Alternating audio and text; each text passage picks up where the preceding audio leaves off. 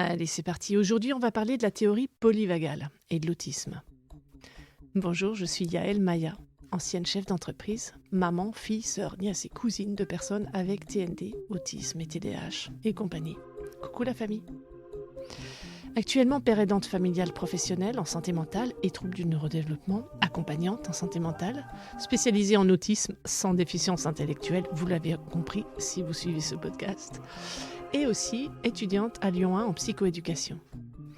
Dans ce podcast, au titre taquin, fais un effort. On essaye de décoder le monde de l'autisme dans le but que tout le monde en bave moins si possible. Cette chronique aujourd'hui s'appuie sur la conférence du professeur Da Fonseca donnée à l'association Autisme Genève sur la théorie polyvagale et l'autisme.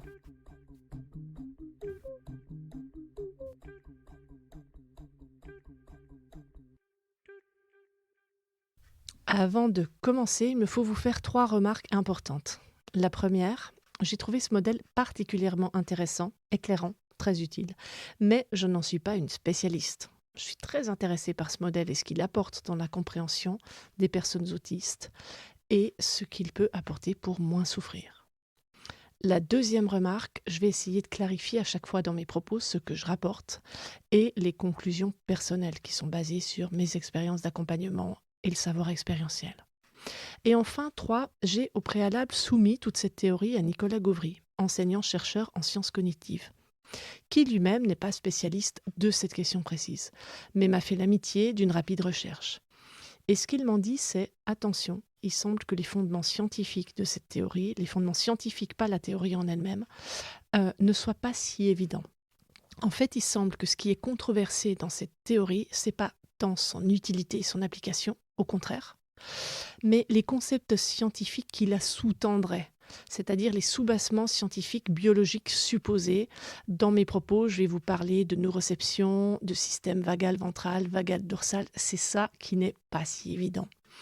Donc les propos de M. Gauvry, c'est de dire le modèle, il peut être très utile et intéressant, il peut aider les personnes, mais attention à ne pas affirmer que le cerveau, le système nerveux fonctionne comme ça, on n'en est pas si sûr. On parlerait plutôt d'hypothèses raisonnables que de théories scientifiques. Ça ne changerait pas grand-chose au raisonnement, mais simplement prudence et humilité avant d'affirmer un fonctionnement biologique dont on n'est pas certain à l'heure actuelle. Le résumé de mes 3 remarques avant de plonger dans cette passionnante théorie polyvagale,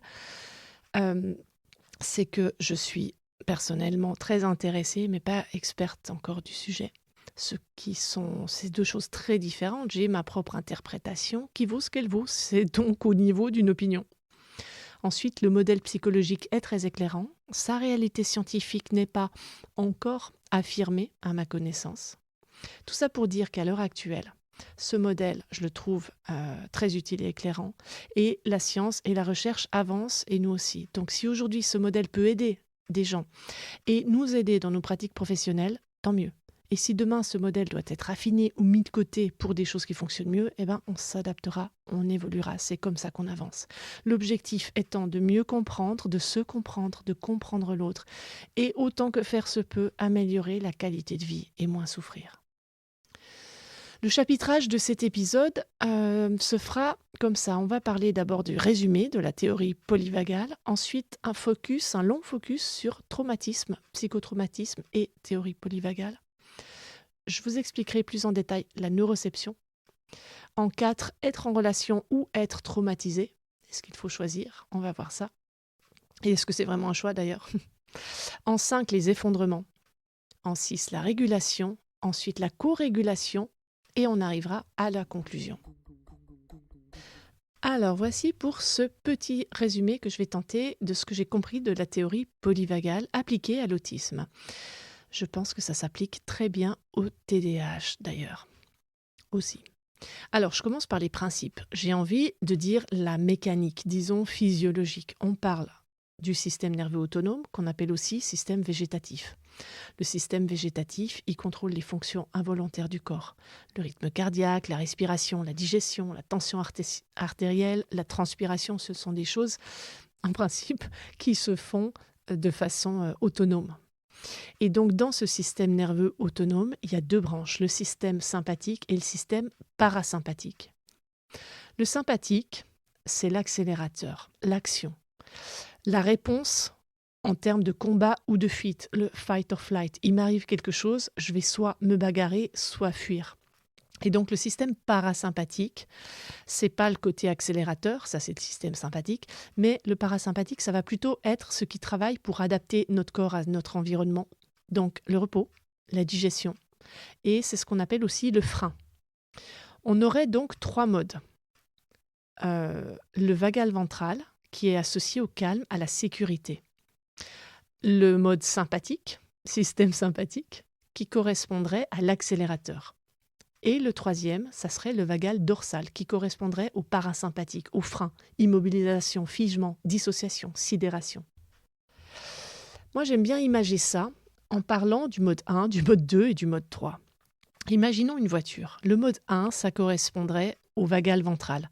Ça correspond à la sécurité, à un état de conduite classique. On est capable de décider où on va. Quand on arrive à un croisement et qu'on doit prendre une décision, on peut prendre la décision. On est tout à fait capable d'échanger avec là où les personnes qui sont dans la voiture. On peut avoir des conversations normales, on peut être en relation avec les autres. Si on a une question à poser et qu'on doit trouver notre chemin, on est tout à fait en capacité, par exemple, en arrivant dans un village, de s'arrêter, de baisser notre vitre et de parler à quelqu'un, de demander de l'aide, de lui demander notre chemin. En cas de contrôle de police à un rond-point, on est un petit peu inquiet normalement, mais avec un stress bas, en sachant quand même, on est conscient qu'on a notre permis, la voiture, elle a passé le contrôle technique, on n'a pas fait d'excès de vitesse, on n'est pas alcoolisé, on n'a pas un phare cassé, donc a priori, il n'y a pas trop de raisons, on ne transporte pas de drogue, donc ça doit aller. Voilà. Et donc, on n'a pas un stress ni important, qui serait le mode 2, ni extrême, qui serait le mode 3, devant ce contrôle. Et on peut tout à fait réagir au contrôle de police ou au contrôle militaire. On passe au mode 2. Le mode 2, on arrive à l'accélération. On a le pied sur l'accélérateur, on quitte le vagal ventral et on passe en système sympathique, en activation, en mode stress. Le mode 2, dans ma voiture, il y a un gros stress. Ça peut être parce qu'il y a une urgence pour rentrer très très vite à la maison, parce qu'il y a un problème dans la voiture ou un problème sur la voiture. Quelqu'un dans la voiture, un des passagers, a un souci. Il y a une urgence qui m'attend à la maison. Bref, il y a un stress, il faut se dépêcher, il faut enfoncer le champignon, aller à fond sur l'accélérateur. Ça peut être aussi un problème extérieur, la météo, des animaux sauvages qui courent après la voiture. Et en mode 2, ou des démons gorgons, c'est la saison aussi. En mode 2, il y a un stress intense. Et dans ces conditions-là, on n'est plus en capacité de parler, d'avoir une conversation normale avec là où les personnes qui sont dans la voiture. En mode 2, on n'est pas capable de formuler si on a besoin d'aide, de s'arrêter et de dire « Bonjour madame, bonjour monsieur, je cherche mon chemin. Est-ce que vous pourriez m'indiquer la meilleure route pour aller à tel endroit ?» On est complètement sous stress. Nos propos ils peuvent être inaudibles, incohérents, agressifs ou bloqués. En cas de contrôle de police, quand on est en mode 2, on va être en panique. On va avoir le cœur qui bat, de la transpiration, les mains moites, des tensions musculaires, des tensions physiques, de la crispation. Ce mode 2, il peut provoquer des maux de tête. Il va provoquer des difficultés à dormir, des problèmes gastriques ou autres joyeusetés physiques de notre organisme sous stress. Et le mode 3. Le mode 3, on passe en vagal dorsal, en parasympathique. C'est le frein. Le mode 3, ça correspond à l'immobilisation, le figement. Il y a stress, il y a danger. Le stress est tellement extrême qu'il n'y a plus possibilité d'agir, d'accélérer, de rouler vite, de se dépêcher. Le stress est tellement intense qu'il y a blocage. Le mode 3, c'est quand notre cerveau et notre corps nous signalent qu'on est en danger de mort. On n'est plus capable de réfléchir. Au-delà de là, tout de suite et encore. On n'est plus capable de prendre des décisions. On ne peut plus agir.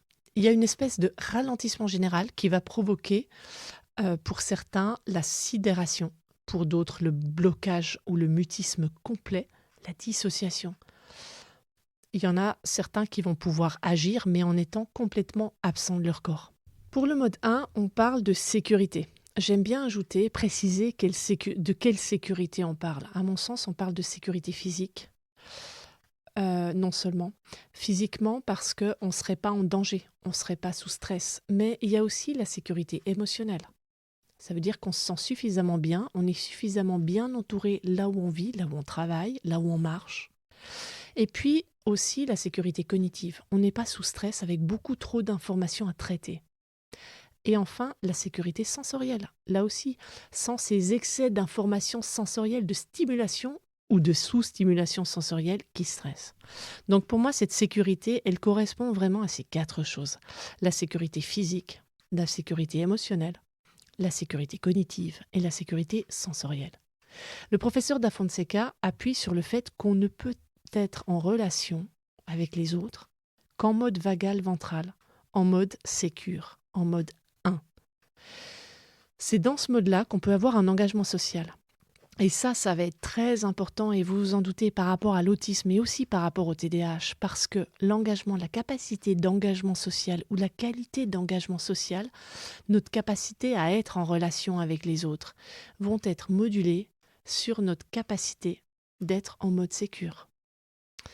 Et là où, comme le professeur, je trouve ce modèle très pertinent par rapport à l'autisme, eh bien, vous vous en doutez, c'est que les autistes, et souvent les personnes avec TDAH aussi, ils sont rarement, quasiment jamais en mode ventral, vagal ventral, en mode 1, en mode sécure. Parce qu'ils sont presque systématiquement en surcharge sensorielle, en stress, en incompréhension sociale, en insécurité émotionnelle, en tension, avec anxiété, en rumination émotionnelle. Par exemple, je n'ai pas compris qu'est-ce qui s'est passé, mais pourquoi on m'a dit ça? Mais j'étais nulle, j'étais trop comme ci, trop comme ça, j'ai trop parlé, j'ai pas assez parlé, j'ai pas ri au bon moment, je crois que ça a été déplacé, là il fait une drôle de tête, mais qu'est-ce que ça veut dire? Et pourquoi est-ce qu'on m'agresse? Je comprends pas le reproche qu'on me fait. La personne, elle peut être aussi en stress cognitif, non, avec le mode hyperfocus aussi, parfois c'est un stress. Et puis l'épuisement ou le stress cognitif parce que la personne s'ennuie, parce qu'il n'y a pas assez de nourriture, pas assez de nourriture intellectuelle, ou trop de pensées qui vont trop vite. Et puis en stress physique, parce qu'avec toutes les comorbidités somatiques, toutes les difficultés du corps associées à l'autisme, les problèmes de sommeil, les problèmes gastriques, pour parler des plus simples, il y en a d'autres. Évidemment, la personne autiste, elle est très rarement en mode 1. Alors ce modèle, il explique pourquoi c'est si difficile pour les autistes d'être en relation ou de faire des actions qui paraissent simples, basiques et évidentes pour d'autres. Parce que eux, la majorité du temps, ils ne sont pas en mode 1. La conduite normale et la gestion normale de la voiture et de l'environnement. Ce mode 1, eux, ils sont quasiment toujours en mode 2 et passent très facilement en mode 3. Alors si les autistes et les personnes avec TDAH sont en général en mode 2, accélérateur, stress, ou mode 3, mode survie, blocage, sidération, dissociation, eh bien ça nous oblige à faire un petit voire un grand détour par le traumatisme. Ce qui fait traumatisme, c'est pas l'événement en lui-même, c'est comment l'événement est vécu par la personne. Et c'est en ça que, par exemple, des moqueries répétées à l'école ou des remarques un peu désagréables sur une façon d'apprendre pour un élève 10, ou des remarques à une élève autiste en disant tu manques trop à l'école, t'as qu'à venir plus souvent, oh t'es un peu chochotte avec tes sensibleries comme ça. Ces mots, qui paraissent pas si graves, peuvent réellement faire traumatisme chez certains. Ça veut dire avec reviviscence, avec cauchemar, avec déclencheur. C'est pas l'événement, l'intensité de l'événement, c'est la réponse. C'est l'intensité avec laquelle l'événement est vécu.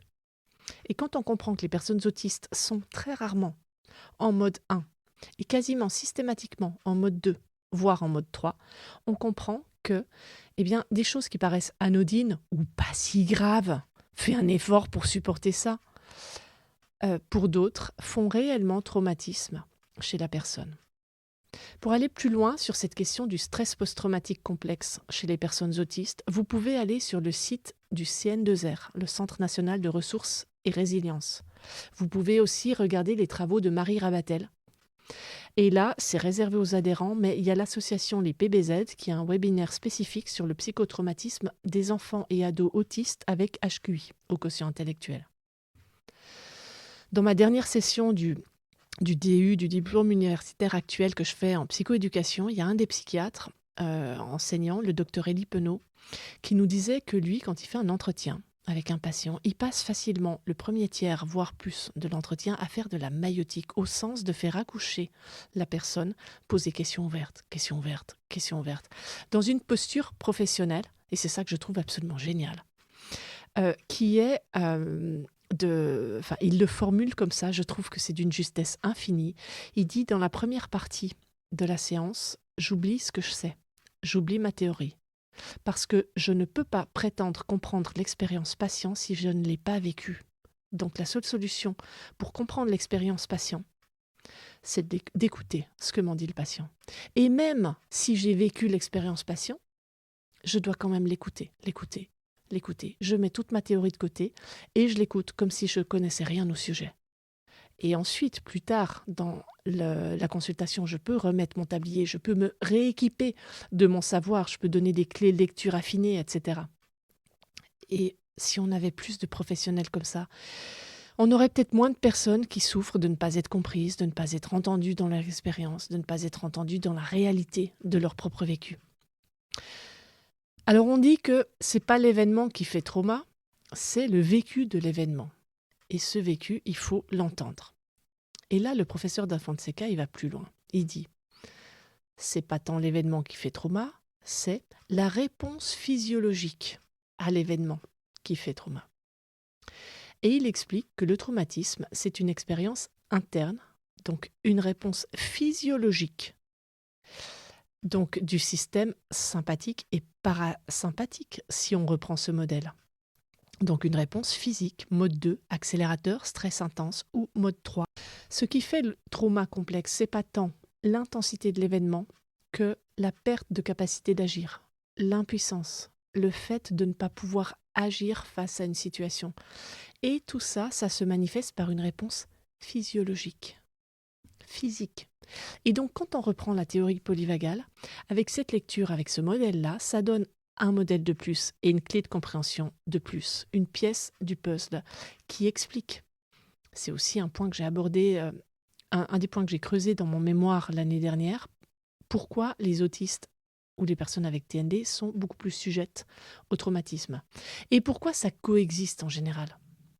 Là encore, si vous voulez vous informer plus sur ce sujet, vous avez les 3 sources dont je vous ai parlé à l'instant, le CN2R, les travaux de Marie Rabatel, le webinaire de l'association l'IPBZ.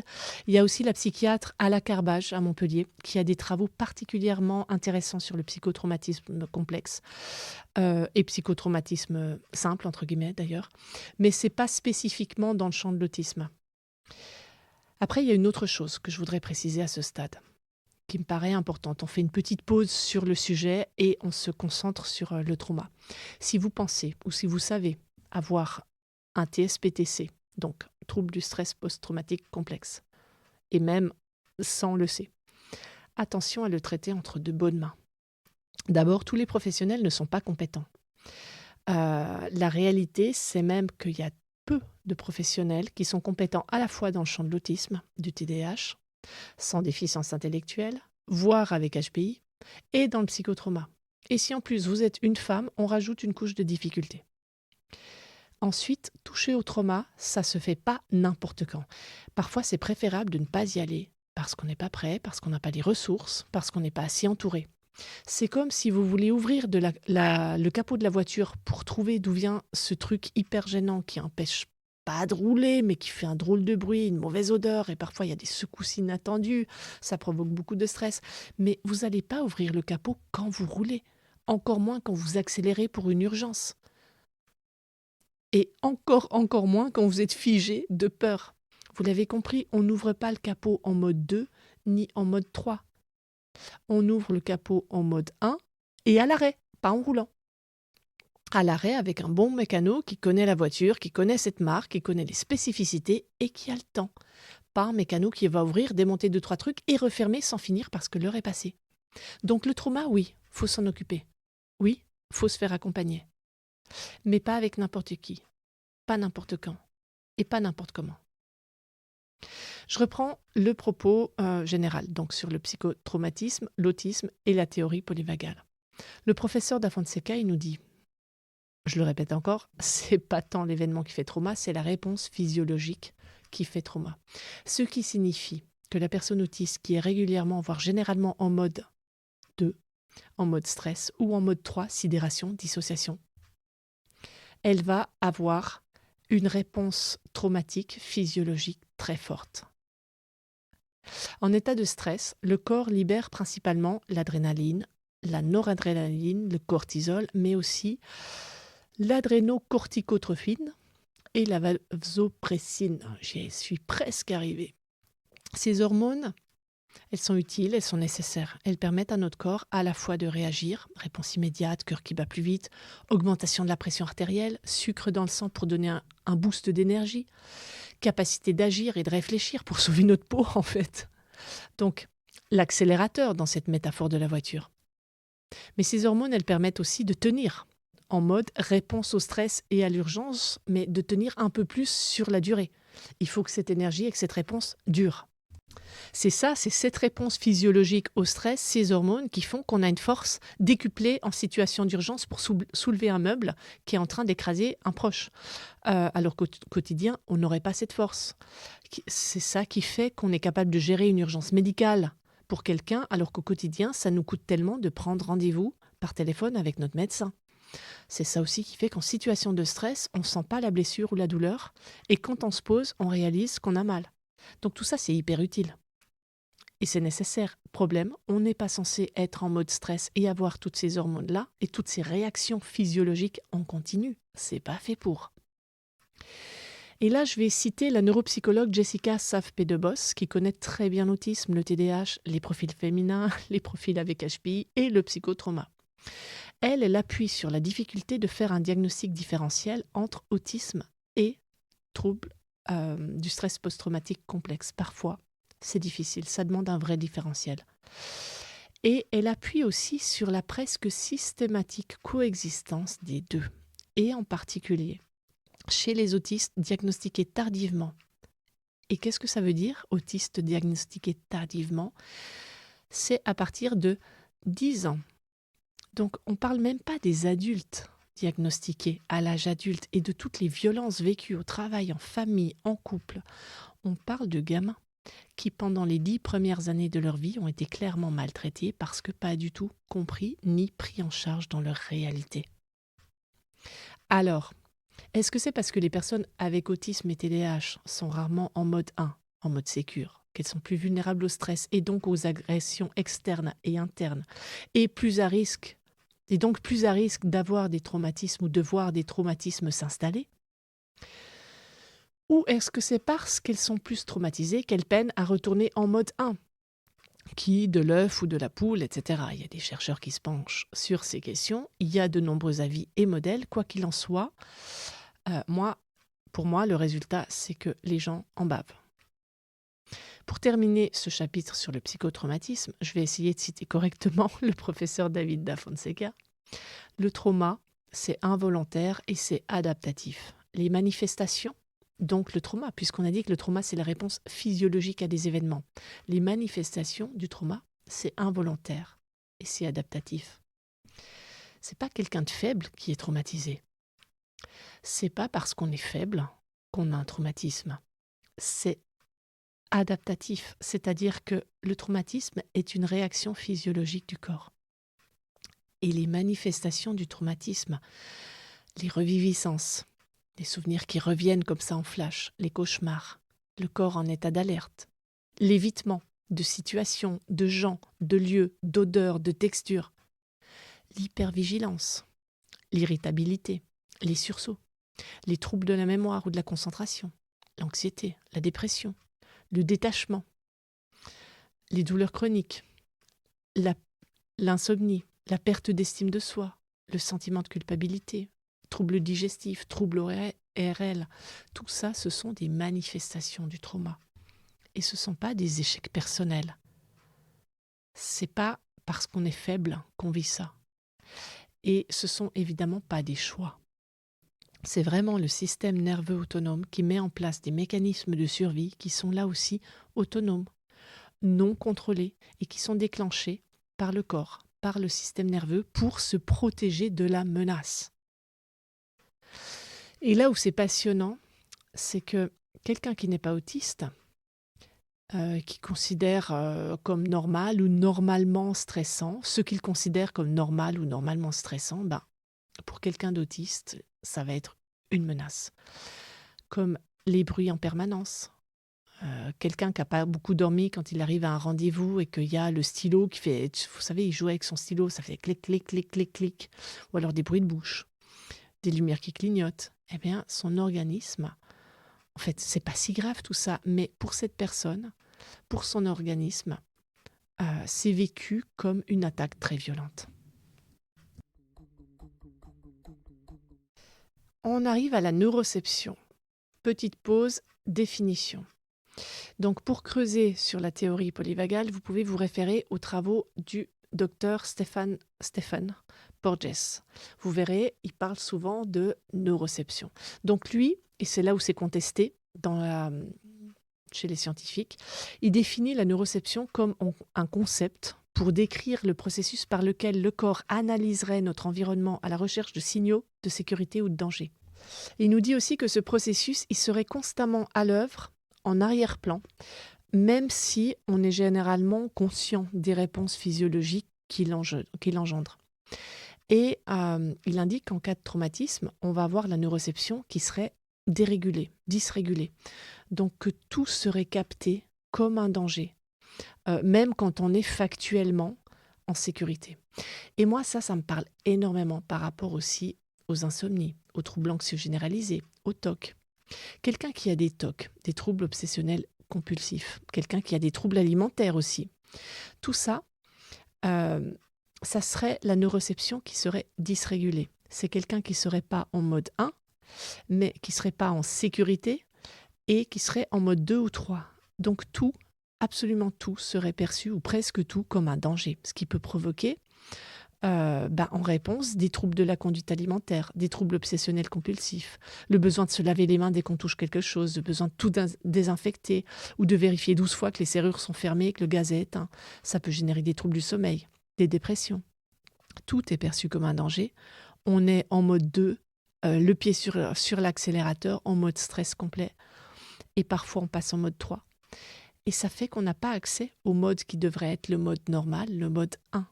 La personne qui est dans cet état, elle est toujours en mode survie, dans un état chronique de défense. Elle est presque jamais en sécurité physique, en sécurité cognitive, émotionnelle, en sécurité sensorielle.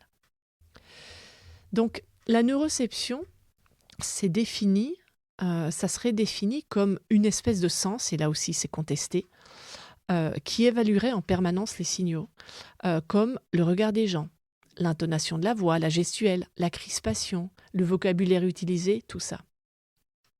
Dans un sens, dans un fonctionnement inconscient, ça nous permettrait d'évaluer la situation de notre environnement pour préparer notre corps à réagir.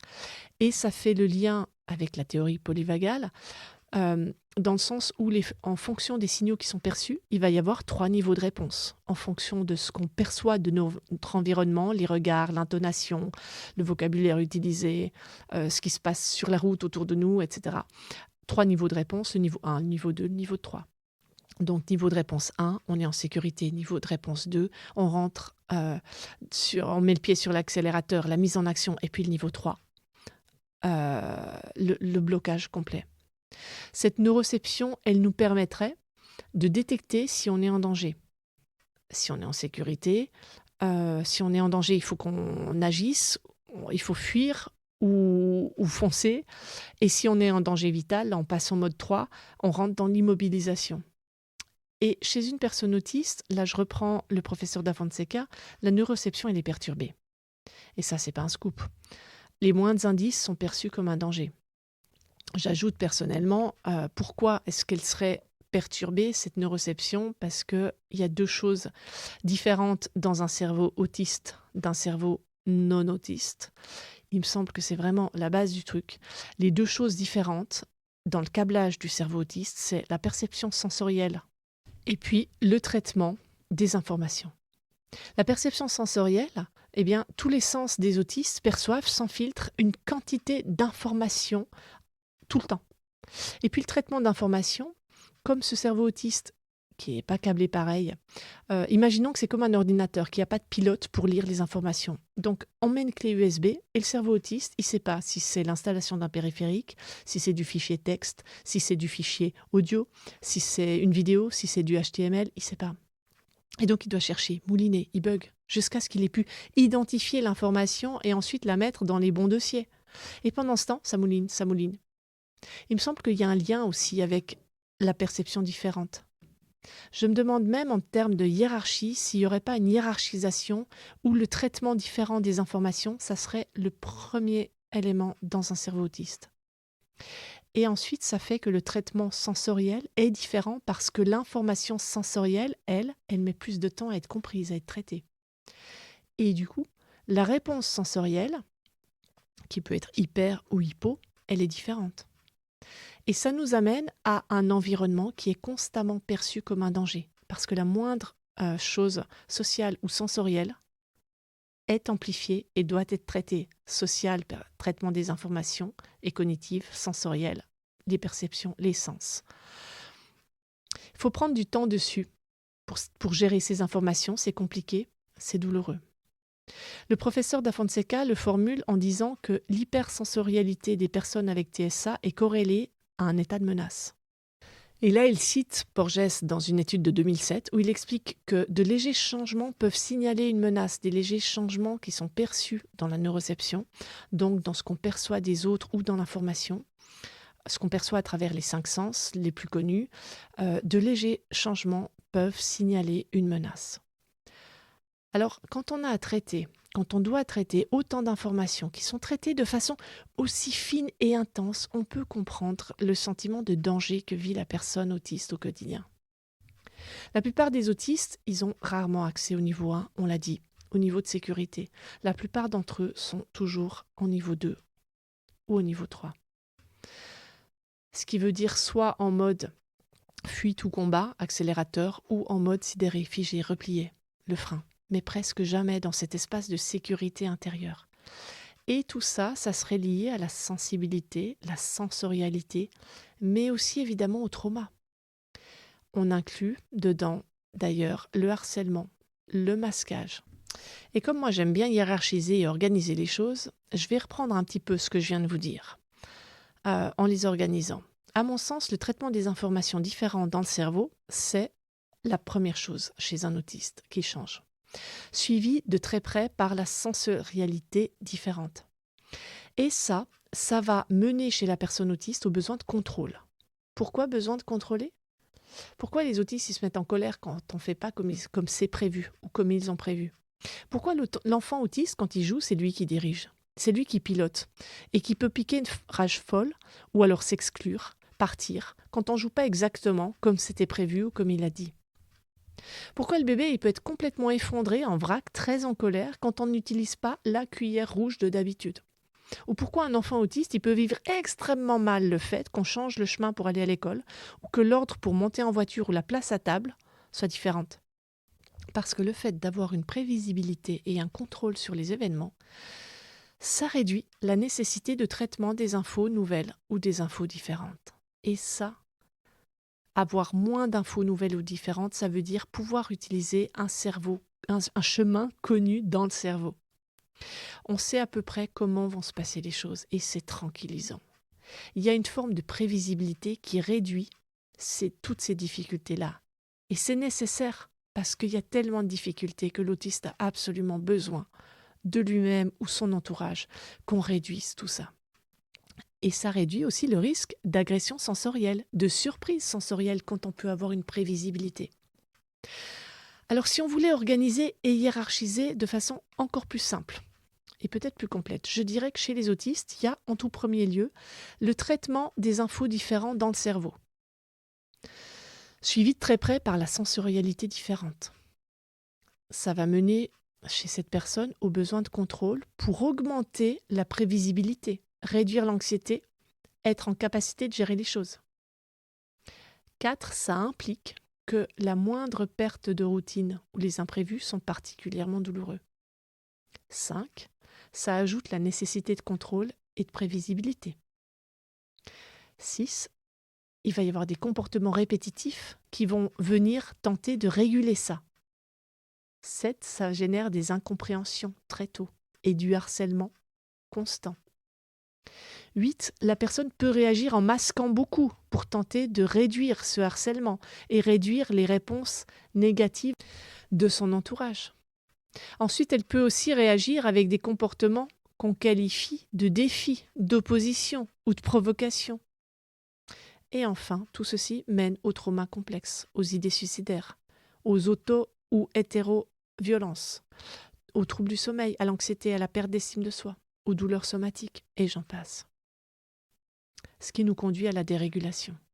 Parce que toute l'énergie qui va être mise dans le camouflage quand il s'agit de passer le plus clair de son temps à masquer ses difficultés par la peur du rejet, par la peur ou simplement le fait d'avoir marre de souffrir, eh bien tout ça, ça amène à la dérégulation du système qui fait que la personne n'est quasiment jamais en mode sécurité, en mode 1.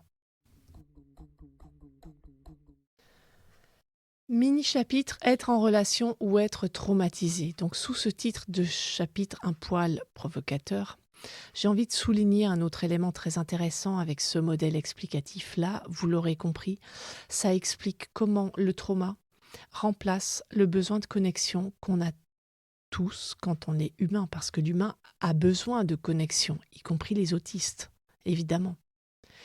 Mais en cas de traumatisme activé, le fait d'être en mode 2 ou en mode 3, en mode accélérateur ou en mode frein en permanence, ça fait qu'on zappe ce besoin de connexion. Et c'est remplacé par un besoin de protection. Parce que le besoin de connexion, il est possible en mode 1.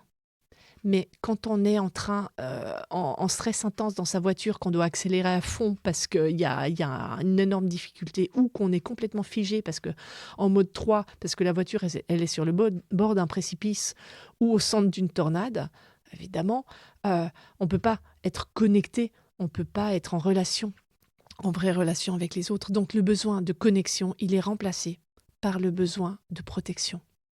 Ça vous parle ? Évidemment, travailler sur le trauma, guérir d'un trauma, permettre de se libérer du mode survie et d'être capable d'évaluer le danger de façon beaucoup plus factuelle, précise et d'y réagir de façon plus appropriée, moins intense, en permettant de façon plus naturelle de naviguer entre les 3 états, parce qu'on a tous ces 3 états, mais permettre de travailler sur le trauma, guérir d'un trauma, ça va permettre de se libérer de ce mode survie et de pouvoir alterner de façon beaucoup plus fine et beaucoup plus régulière, de ne pas rester aussi souvent, autant de temps en mode 2 ou au mode 3. Et ça fait le lien, cette théorie polyvagale, avec les 2 types d'effondrement. Bon, en fait, il y a 3 types d'effondrement dans l'autisme. Il y a le meltdown, le shutdown et le burn-out autistique, qui est un petit peu différent. Mais pour parler simplement du meltdown et du shutdown. Le meltdown, on est en crise de colère, explosion, rage incontrôlable. On est dans l'activation du système sympathique, le système de accélération, agitation. On va aussi avoir de la violence envers soi ou envers les autres. Une perte de contrôle totale. On est en train d'hurler dans la voiture. « Mais arrête, pourquoi tu fais ça? Mais il faut se dépêcher, mais poussez-vous, pourquoi il y a un contrôle ?» Voilà, ça c'est le mode de pardon pour ceux qui sont sensibles sensoriellement. Je me suis lâchée. Je ne me lâcherai pas pour le shutdown parce que le shutdown, on est dans l'activation du mode 3, le frein. Un figement face à une ou des menaces qui sont jugées insupportables, insurmontables. Ça peut être aussi lié à un épuisement extrêmement intense. L'épuisement d'être tout le temps système 2, d'être tout le temps en train de se réguler par rapport ou de s'adapter par rapport à un environnement perçu comme menaçant. Et ça peut mener, en général, ça mène au burn-out autistique. Ce qui est hyper important à rappeler aussi en psychoéducation, c'est que les personnes autistes, elles ne sont pas responsables de leur état. Elles ne sont pas responsables de leur état, elles ne sont pas responsables d'être en système 2 ou en système 3, en mode 1, en mode 2 ou en mode 3, ou en burn-out. C'est lié à leur fonctionnement. C'est lié à quelque chose de complètement physiologique qu'on partage tous. Et c'est aussi lié à l'environnement, qui va varier selon chacun. Et c'est ça qui donne une clé de lecture à certains autistes qui sont plus fonctionnels, si on veut employer ce terme-là, plus fonctionnels que d'autres qui seraient plus en difficulté. Certains voient qu'ils sont moins en galère et parfois ils se sentent illégitimes avec leur diagnostic devant d'autres personnes autistes qui ont plus de difficultés. C'est aussi l'environnement qui change et la capacité de passer d'un système à l'autre. Et ces personnes-là, qui arrivent plus facilement à se remettre ces personnes autistes qui peuvent passer plus facilement en système 1, en général, elles bénéficient d'un environnement qui leur permet d'y accéder plus souvent, d'être en sécurité mentale, cognitive, émotionnelle et sensorielle. Et en accédant au système 1, elles ont moins de difficultés, moins de stress du mode 2, du mode 3. Et après, il y a aussi une bonne nouvelle, après tout ce que je vous ai dit. Cette bonne nouvelle, c'est que c'est possible de réentraîner le système pour qu'il se sente de nouveau en sécurité. Et ça va nous amener à parler de régulation et de co-régulation. La régulation. Alors c'est un autre point très intéressant qui est particulièrement souligné par le professeur Da Fonseca, mais pas seulement. Il y a de nombreux autres professionnels dans l'accompagnement des personnes autistes qui le soulignent, et puis les autistes eux-mêmes le disent. Les stéréotypies, ce ne sont pas simplement des mouvements répétitifs ou donc stéréotypés comme décrit dans le DSM-5. Ce sont aussi des stratégies d'autorégulation. Le stimming, par exemple, c'est le corps qui nous propose une solution. Donc le stimming et les stéréotypies, ce sont pas des symptômes de l'autisme, ce sont des adaptations d'une personne autiste qui se régule. C'est une stratégie, les stéréotypies. De la même manière que pour une personne avec un TDAH, le fait de bouger, c'est pas un symptôme, c'est une stratégie pour augmenter, par exemple, l'éveil intellectuel devant un environnement qui serait perçu comme monotone. Ça permet aussi de changer, de surfer d'une activité à l'autre. Le fait de manger, de bouger, tout ça, ce sont des choses dans le TDAH. Les excès aussi du TDAH, ce ne sont pas forcément des symptômes, mais plutôt des stratégies parce qu'il y a un ennui, il y a quelque chose qui n'est pas satisfait. Donc, il y a une forme de monotonie avec laquelle il faut rompre, il faut chercher des stimulants. Et tout ça, c'est de la régulation, c'est adaptatif.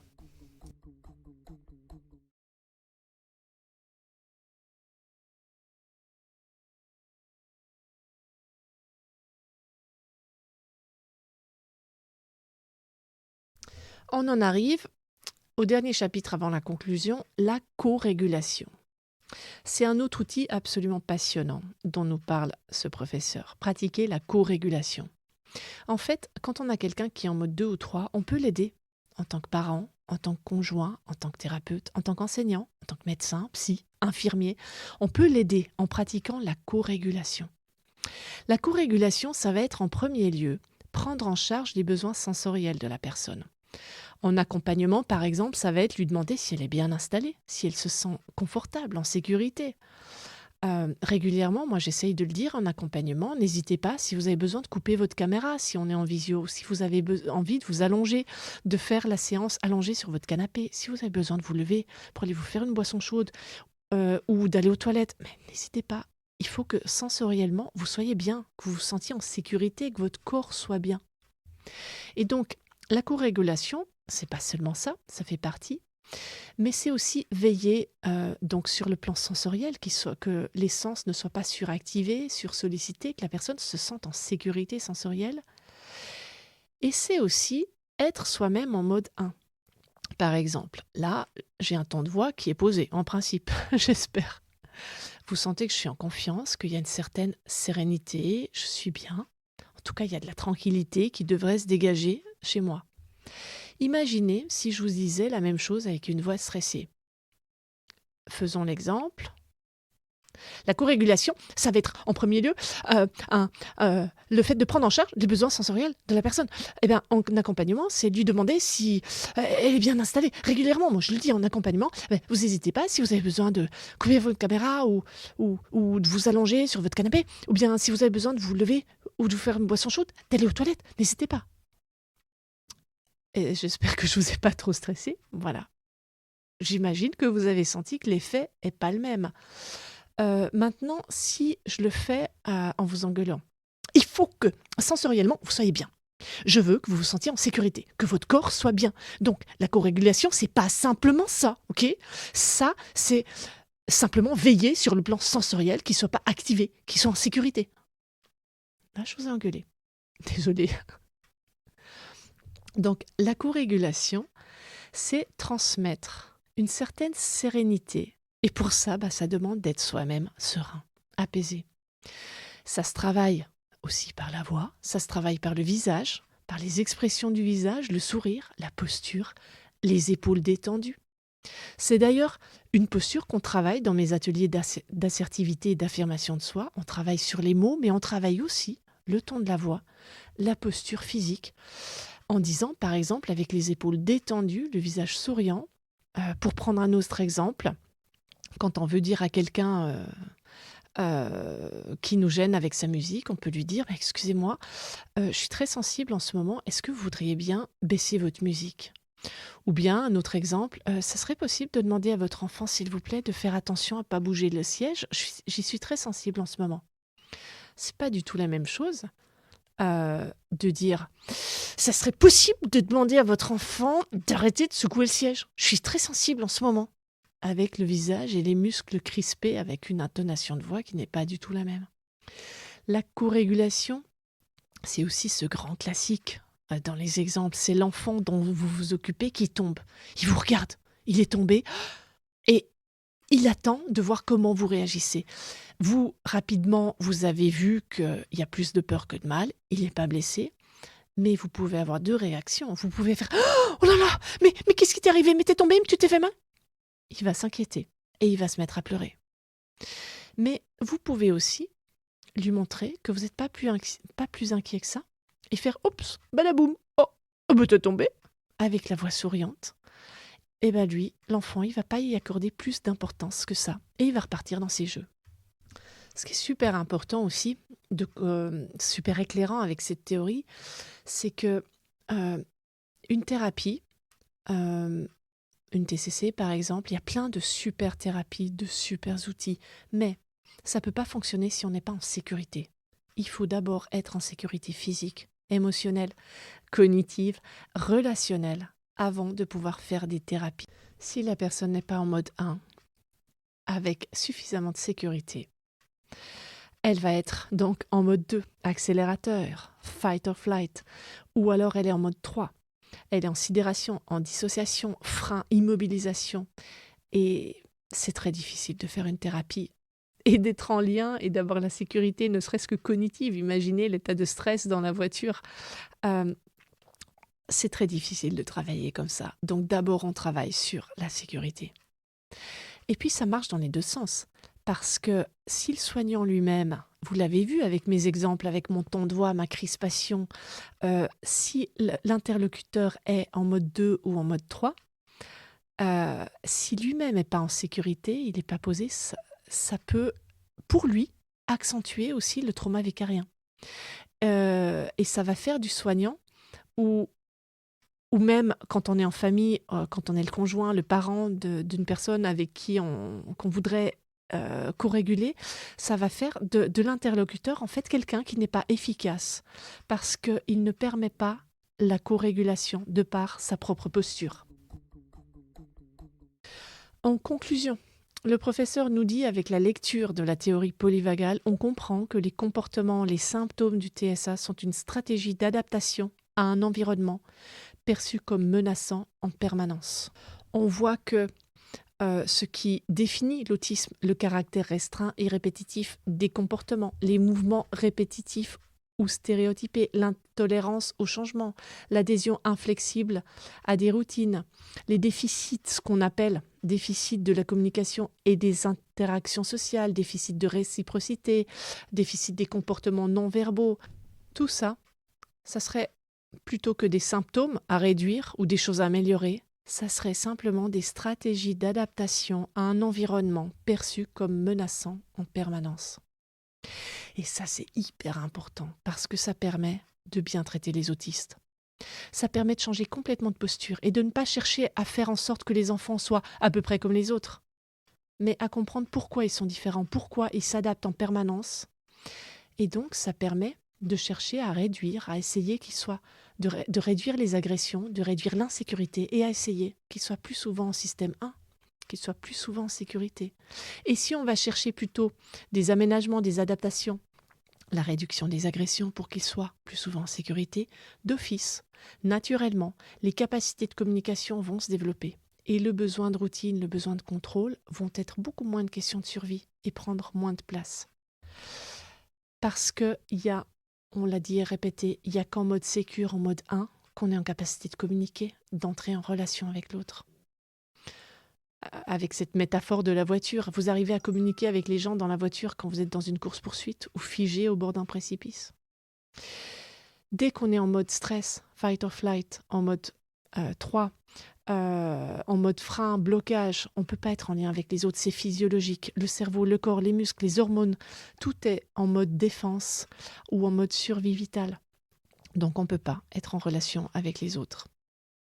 Alors une personne autiste qui est constamment en mode 2 ou 3, c'est normal, ça ne sert à rien de lui dire « il faut travailler les habiletés sociales, il faut améliorer les relations, il faut sortir, il faut sociabiliser », ça ne sert à rien.